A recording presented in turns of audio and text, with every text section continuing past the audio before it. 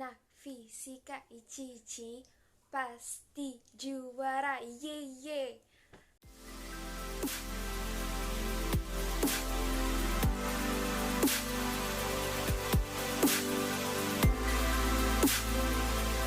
Hai Sobat Icicik, apa kabar? Semoga kabarnya baik ya. Perkenalkan, aku Ani, mahasiswi Pendidikan Fisika 2020 di Universitas Negeri Padang. Jika teman-teman yang lagi nonton video ini adalah siswa kelas 10, kebetulan banget nih, karena Ami akan menjelaskan materi fisika tentang gerak melingkar beraturan.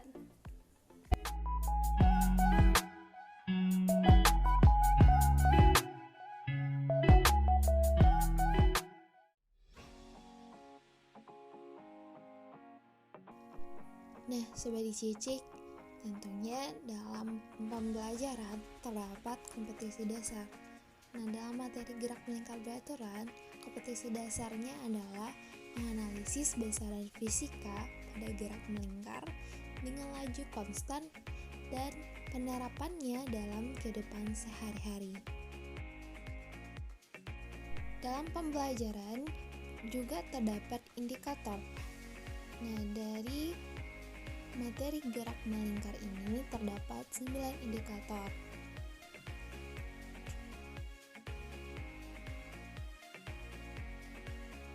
Dari indikator tersebut, terdapatlah 5 tujuan pembelajaran.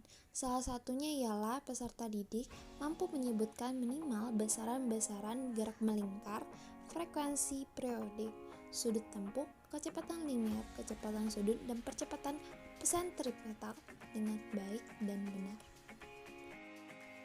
Berikut ini adalah bentuk peta konsep dari materi gerak melingkar beraturan.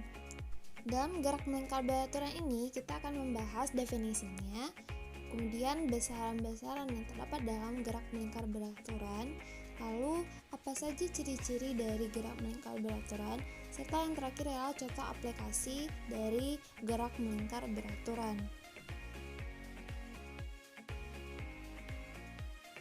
Pembahasan yang pertama adalah yaitu definisi dan besaran dalam gerak melingkar beraturan. Nah, gerak melingkar beraturan itu merupakan gerak benda dengan lintasan yang berbentuk lingkaran yang tidak memiliki percepatan sudut atau alfa sama dengan 0. Nah, hal ini menyebabkan kecepatan sudut itu tetap, maka omeganya konstan. Kemudian kita akan membahas besaran-besaran dalam gerak melingkar beraturan. Yang pertama yaitu adalah frekuensi. Frekuensi merupakan banyaknya jumlah putaran yang ditempuh oleh suatu benda yang bergerak melingkar dalam selang waktu 1 detik. Nah, satuan frekuensi dalam satuan internasional atau SI ialah putaran per sekon atau hertz. Persamaan dapat teman-teman lihat yaitu adalah F sama dengan N per T sama dengan 1 per T. Kemudian yang kedua ialah periode atau disimbolkan dengan T, yaitu adalah merupakan waktu yang dibutuhkan satu benda yang bergerak melingkar untuk melakukan satu putaran penuh. Satuan periode ialah sekon. Persamaannya ialah T sama dengan T per R sama dengan 1 per F.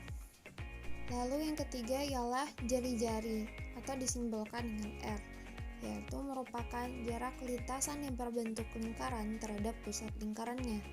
Satuan jari-jari ialah meter. Yang kelima, posisi sudut. Posisi sudut atau perpindahan sudut yang dilambangkan dengan delta theta merupakan sudut yang disapu oleh sebuah garis radial mulai dari posisi awal garis atau theta 0 ke posisi akhir garis yaitu theta t. Satuan posisi sudut dalam SI ialah radian atau rad. Persamaannya ialah delta theta sama dengan theta dikurang theta 0 dan theta t sama dengan theta 0 ditambah omega t. Nah, dalam persamaan tersebut, jika delta theta lebih dari 0, maka putarannya berlawanan arah jarum jam. Dan apabila delta theta kurang dari 0, maka putarannya searah jarum jam. Yang keenam ialah kecepatan sudut. Kecepatan sudut merupakan besar sudut yang ditempuh tiap satu satuan waktu. Kecepatan sudut ini dilambangkan dengan omega.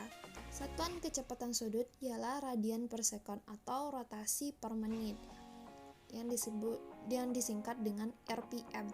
Persamaannya ialah omega sama dengan 2πf atau omega sama dengan 2pi per t. Adapun omega sama dengan delta T per delta T. Untuk delta T sangat kecil, T yang ini T kecil waktu ya teman-teman.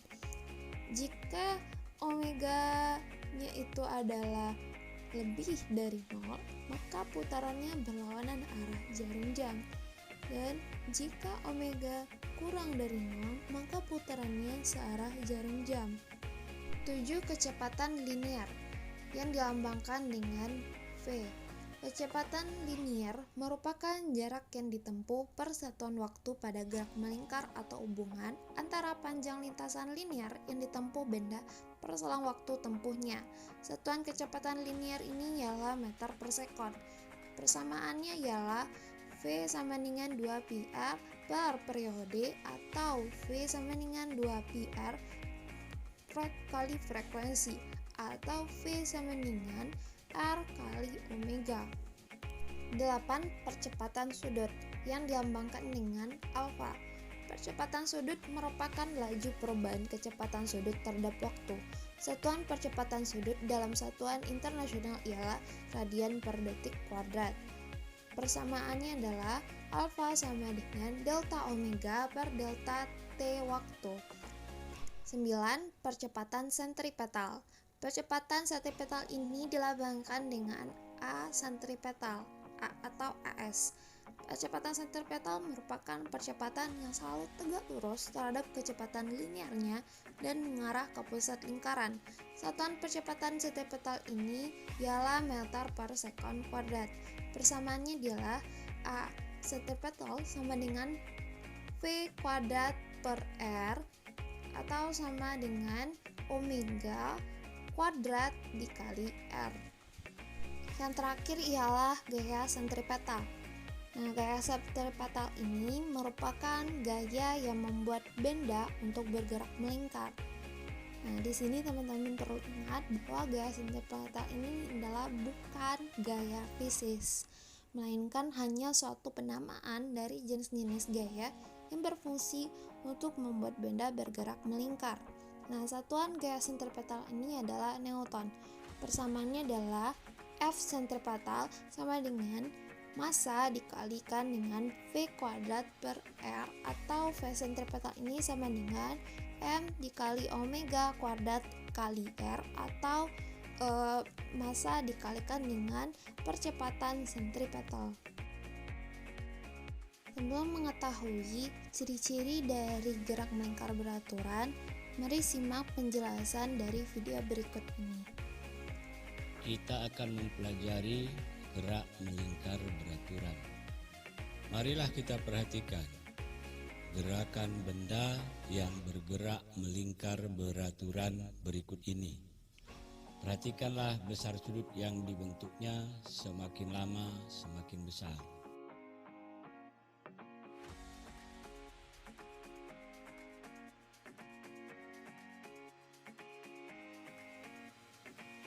Pada posisi ini, sudutnya 90 derajat.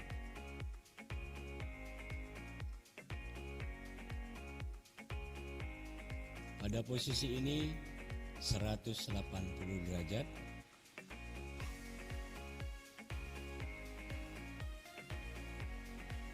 Pada posisi ini, 270 derajat. Dan ketika kembali pada posisi semula, sudut yang ditempuhnya adalah 360 derajat atau satu putaran. Nah, kita perhatikan ketika berada seperempat putaran, sudut yang ditempuhnya 90 derajat. Ketika berada setengah putaran, maka sudut yang ditempuhnya adalah 180 derajat. Dan ketika satu putaran, 360 derajat atau 2 pi radian. Marilah kita perhatikan sekali lagi gerakan benda tadi, dan kita akan menghitung dengan stopwatch berapa waktu yang diperlukannya untuk melakukan satu putaran. Mulai.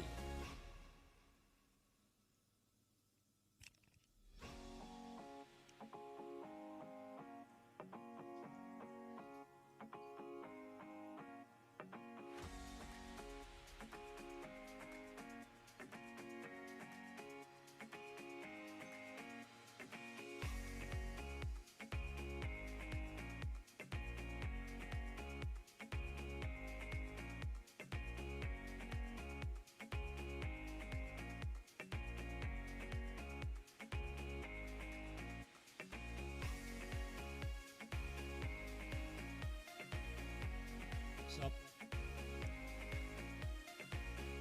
Ternyata waktunya kira-kira 40 detik. Maka kecepatan sudutnya adalah omega sama dengan 360 dibagi dengan 40 sama dengan 9 derajat per sekon, atau 2 pi radian bagi 40 sekon sama dengan 0,05 radian per sekon. Kecepatan sudut dapat dicari dengan menggunakan rumus omega sama dengan theta dibagi t, di mana omega sama dengan kecepatan sudut, satuannya radian per sekon, theta sama dengan besar sudut yang ditempuh dalam radian, dan t adalah waktu tempuh dalam satuan sekon. Gimana Sobat Cici? Dari penjelasan video tadi, kita dapat menyimpulkan bahwa ciri-ciri pada gerak melingkar beraturan itu ada 3 loh. Yang pertama itu lajur linearnya konstan. Kedua, kecepatan sudutnya konstan. Ketiga, percepatan satu petanya juga konstan. Tunggu dulu, ada yang ketinggalan ternyata. Satu lagi, yaitu adalah ciri yang paling khas, yaitu adalah lintasannya berbentuk lingkaran. Akhirnya sampailah ke pembahasan terakhir kita, yaitu contoh aplikasi dari gerak melingkar beraturan, yaitu hubungan roda-roda. Apa saja sih? Yaitu hubungan roda sepusat, hubungan roda yang bersinggungan, dan hubungan roda yang menghubungkan dengan rantai. Pembahasan yang pertama ialah hubungan roda sepusat. Nah, hubungan roda sepusat ini adalah arah gerak kedua roda itu sama, dan kecepatan sudutnya juga sama. Berarti persamaan yang kita dapat di sini adalah omega pertama sama dengan omega yang kedua. Kemudian V kecepatan yang pertama per R1 sama dengan kecepatan kedua per R kedua.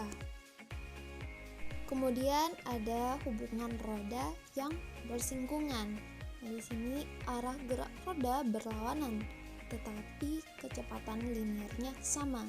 Berarti persamaannya ialah V1 sama dengan V2 dan omega 1 dikali R1 sama dengan omega 2 dikali R2. Dan yang terakhir, hubungan roda-roda yang ketiga itu ialah hubungan roda menggunakan rantai. Di sini arah gerak roda sama dan kecepatan linearnya juga sama. Berarti V1 sama dengan V2, omega R kali R1 sama dengan omega kali R2. Itulah hubungan roda-roda yang secara singkat yang dapat kami jelaskan. Agar teman-teman dapat lebih memahami terkait hubungan roda-roda ini, teman-teman dapat membuat kelompok asal dan kelompok ahli bersama teman-teman di sekolah. Nah, di sini nanti yang mana kelompok ahli pertama itu akan membahas hubungan roda sepusat, dan kelompok ahli kedua nanti akan membahas hubungan roda yang bersinggungan, dan kelompok ahli ketiga akan membahas hubungan roda yang menggunakan rantai. Nah, di sini nanti dari kelompok ahli itu nanti mereka akan kembali kepada kelompok asalnya, yaitu kelompok 1, kelompok 2, kelompok 3, dan kelompok 4 itu mereka akan membahas lagi satu sama lain untuk mempelajari topik mereka tersendiri. Untuk bahan ajarnya, teman-teman dapat mendownload di kolom deskripsi yang telah Ami lampirkan. Gimana Sobat Dicicik? Ternyata seru kan belajar fisika itu? Nah, video ini saya buat untuk mata kuliah media pembelajaran fisika dengan dosen pengampu Pak Fakrul Razi, SPD, MSI, PhD. Semoga teman-teman dapat memahami materi yang telah Ami sajikan ini. Dari Ami pribadi sendiri, maaf apabila ada kesalahan atau kekurangan dari penyajian materi ini. Jika teman-teman suka dengan video ini, silakan like, dan apabila ada kritik dan saran, silakan komen. Terakhir, bagi teman-teman yang pengen nanya di luar konteks dari materi video pembelajaran ini, teman-teman dapat tanya pribadi lewat DM IG, yaitu @ami.yasminas. Yang begitu teman-teman bisa DM Ami lebih panjang lebar ya. Dan insyaallah Ami bakalan jawab pertanyaan teman-teman. Saya Yasmin Alfazapira, pamit undur diri. Sekian dan terima kasih. Wassalamualaikum warahmatullahi wabarakatuh. I see stars in your